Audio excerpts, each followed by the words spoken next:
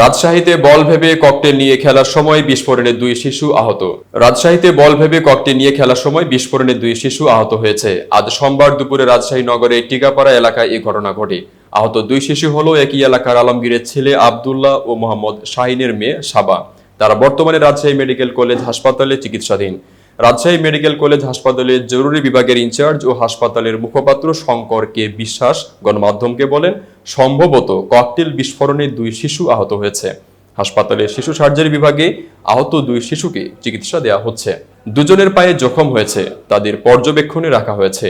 স্থানীয় লোকজনের সঙ্গে কথা বলে জানা যায়, আব্দুল্লাহ ও সাবা প্রতিদিনের মতো বাড়ির সামনে খেলছিল। সেখানে ময়লা স্তূপের মধ্যে একটি কার্টুন ছিল।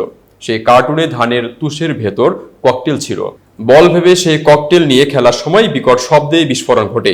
এতে ওই দুই শিশু আহত হয়। দুজনকে উদ্ধার করে হাসপাতালে নেওয়া হয়।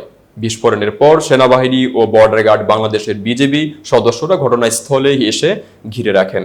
সেখানে কালো স্কচ টেপ পেঁচানো আরো কয়েকটি ককটেল পড়ে থাকতে দেখা গেছে। এ বিষয়ে রাজশাহী মেট্রোপলিটন পুলিশের অতিরিক্ত উপপুলিশ কমিশনার মোহাম্মদ জামিরুল ইসলাম বলেন, ককটেলের বিস্ফোরণে দুই শিশু আহত হওয়ার খবর তারা শুনেছেন। সেখানে সেনাবাহিনী ও বিজিবি সদস্যরা আছেন। এতক্ষণ বার্তা বৈঠকের সাথে থাকার জন্য ধন্যবাদ। নতুন নতুন তথ্য ও সংবাদ পেতে বার্তা বৈঠকের ইউটিউব চ্যানেল ও ফেসবুক পেজের সাথেই থাকুন।